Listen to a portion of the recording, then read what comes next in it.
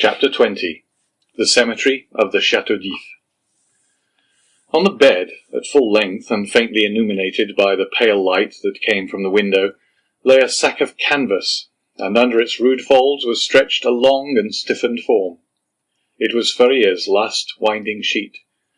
A winding sheet which, as the turnkey said, cost so little. Everything was in readiness. A barrier had been placed between Dante and his old friend. No longer could Edmond look into those wide open eyes which had seemed to be penetrating the mysteries of death. No longer could he clasp the hand which had done so much to make his existence blessed. Faria, the beneficent and cheerful companion with whom he was accustomed to live so intimately, no longer breathed. He seated himself on the edge of that terrible bed, and fell into melancholy and gloomy reverie. Alone, he was alone again condemned to silence, again face to face with nothingness. Alone! Never again to see the face, never again to hear the voice of the only human being who united him to earth. Was not Faria's fate the better, after all, to solve the problem of life at its source, even at the risk of horrible suffering? The idea of suicide, which his friend had driven away, and kept away by his cheerful presence, now hovered like a phantom over the abbé's dead body. "If I could die," he said, "I should go where he goes, and should assuredly find him again. But how to die? It is very easy." He went on with a smile. "I will remain here, rush on the first person that opens the door, strangle him, and then they will guillotine me." But excessive grief is like a storm at sea where the frail bark is tossed from the depths to the top of the wave. Dante recoiled from the idea of so infamous a death, and passed suddenly from despair to an ardent desire for life and liberty. "Die? Oh no," he exclaimed. "Not die now, after having lived and suffered so long and so much. Die? Yes, had I died years ago, but now to die would be indeed to give way to the sarcasm of destiny. No, I want to live. I shall struggle to the very last. I will yet win back the happiness of which I have been deprived. Before I die, I must not forget that I have my executioners to punish, and perhaps, too, who knows, some friends to reward. Yet they will forget me here, and I shall die in my dungeon like Faria." As he said this, he became silent and gazed straight before him, like one overwhelmed with a strange and amazing thought. Suddenly he arose, lifted his hand to his brow as if his brain were giddy, paced twice or thrice round the dungeon, and then paused abruptly by the bed. "Just God," he muttered, "whence comes this thought? Is it from thee? Since none but the dead pass freely from this dungeon, let me take the place of the dead." Without giving himself time to reconsider his decision, and indeed that he might not allow his thoughts to be distracted from his desperate resolution, he bent over the appalling shroud, opened it with the knife which Faria had made, drew the corpse from the sack, and bore it along the tunnel to his own chamber, laid it on his couch, tied around its head the rag he wore at night around his own, covered it with his counterpane, once again kissed the ice-cold brow, and tried vainly to close the resisting eyes which glared horribly, turned the head towards the wall so that the jailer might, when he brought the evening meal, believe that he was asleep, as was his frequent custom, entered the tunnel again, drew the bed against the wall, returned to the other cell, took from the hiding-place the needle and thread, flung off his rags that they might feel only naked flesh beneath the coarse canvas, and getting inside the sack, placed himself in the posture in which the dead body had been laid, and sewed up the mouth of the sack from the inside. He would have been discovered by the beating of his heart if by any mischance the jailers had entered at that moment. Dante might have waited until the evening visit was over, but he was afraid that the governor would change his mind and order the dead body to be removed earlier. In that case, his last hope would have been destroyed.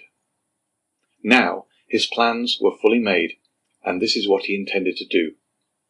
If while he was being carried out the gravediggers should discover that they were bearing alive instead of a dead body, Dante did not intend to give them time to recognize him, but with a sudden cut of the knife He meant to open the sack from top to bottom, and, profiting by their alarm, escape. If they tried to catch him, he would use his knife to better purpose. If they took him to the cemetery and laid him in a grave, he would allow himself to be covered with earth, and then, as it was night, the grave diggers could scarcely have turned their backs before he would have worked his way through the yielding soil and escaped. He hoped that the weight of earth would not be so great that he could not overcome it. If he was detected in this and the earth proved too heavy, he would be stifled, and then, so much the better. All would be over. Dante had not eaten since the preceding evening, but he had not thought of hunger, nor did he think of it now. His situation was too precarious to allow him even time to reflect on any thought but one. The first risk that Dante ran was that the jailer, when he brought him his supper at 7 o'clock, might perceive the change that had been made, fortunately 20 times at least, from misanthropy or fatigue. Dante had received his jailer in bed, and then the man placed his bread and soup on the table and went away without saying a word.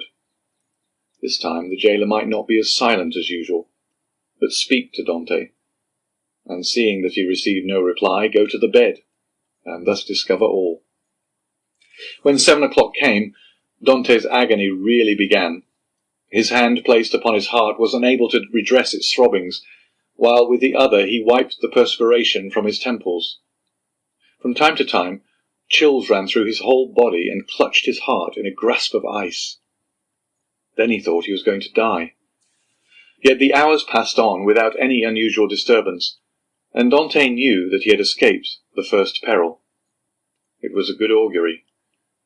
At length, about the hour the governor had appointed, footsteps were heard on the stairs. Edmond felt that the moment had arrived, summoned up all his courage, held his breath, and would have been happy if at the same time he could have repressed the throbbing of his veins. The footsteps, they were double, paused at the door, and Dante guessed that the 2 grave diggers had come to seek him. This idea was soon converted into certainty when he heard the noise they made in putting down the hand bier. The door opened, and the dim light reached Dante's eyes through the coarse sack that covered him. He saw 2 shadows approach his bed, a third remaining at the door with a torch in its hand. The 2 men approaching the ends of the bed took the sack by its extremities. "He's heavy enough, thou, for an old thin man," said one as he raised the head. "They say every year adds half a pound to the weight of the bones," said another, lifting the feet. "Have you tied the knot?" inquired the first speaker. "What would be the use of carrying so much more weight?" was the reply. "I can do that when we get there." "Yes, you're right," replied the companion. "What's the knot for?" thought Dante. They deposited the supposed corpse on the bier. Edmund stiffened himself in order to play the part of a dead man, and then the party, lighted by the man with the torch, who went first, ascended the stairs. Suddenly he felt the fresh and sharp night air, and Dante knew that the mistral was blowing. It was a sensation in which pleasure and pain were strangely mingled. The bearers went on for 20 paces, then stopped, putting the bier down on the ground. One of them went away, and Dante heard his shoes striking on the pavement. "Where am I?" he asked himself. "Really, he is by no means a light load," said the other bearer, sitting on the edge of the hand-barrow. Dante's first impulse was to escape, but fortunately he did not attempt it. "Give us a light," said the other bearer, "or I shall never find what I am looking for." The man with the torch complied, although not asked in the most polite terms. "What can he be looking for?" thought Edmond. "The spade, perhaps." An exclamation of satisfaction indicated that the grave-digger had found the object of his search. "Here it is at last," he said. "Not without some trouble, though." "Yes," was the answer, "but it has lost nothing by waiting." As he said this, the man came towards Edmund, who heard a heavy, metallic substance laid down beside him, and at the same moment a cord was fastened around his feet with sudden and painful violence. "Well, have you tied the knot?" inquired the grave-digger, who was looking on. "Yes, and pretty tight, too, I can tell you," was the answer. "Move on, then." and the bier was lifted once more, and they proceeded. They advanced 50 paces farther, and then stopped to open a door, then went forward again. The noise of the waves dashing against the rocks on which the chateau is built reached Dante's ear distinctly as they went forward. "Bad weather," observed one of the bearers. "Not a pleasant night for a dip in the sea." "Why, yes. The abbé runs a chance of being wet," said the other, and then there was a burst of brutal laughter. Dante did not comprehend the jest, but his hair stood erect on his head. "Well, here we are at last," said one of them. "A little farther." "A little farther," said the other. "You know very well that the last was stopped on his way, dashed on the rocks, and the governor told us next day that we were careless fellows." They ascended 5 or 6 more steps, and then Dante felt that they took him one by the head and the other by the heels, and swung him to and fro. "1," said the grave-diggers. "2, 3, and at the same instant Dante felt himself flung into the air like a wounded bird, falling with a rapidity that made his blood curdle. Although drawn downwards by the heavy weight which hastened his rapid descent, it seemed to him as if the fall lasted for a century. At last, with a horrible splash, he darted like an arrow into the ice-cold water, and as he did so he uttered a shrill cry, stifled in a moment by his immersion beneath the waves. Dante had been flung into the sea, and was dragged into its depths by a 36-pound shot tied to his feet. The sea is the cemetery of the Chateau d'If. End of chapter 20.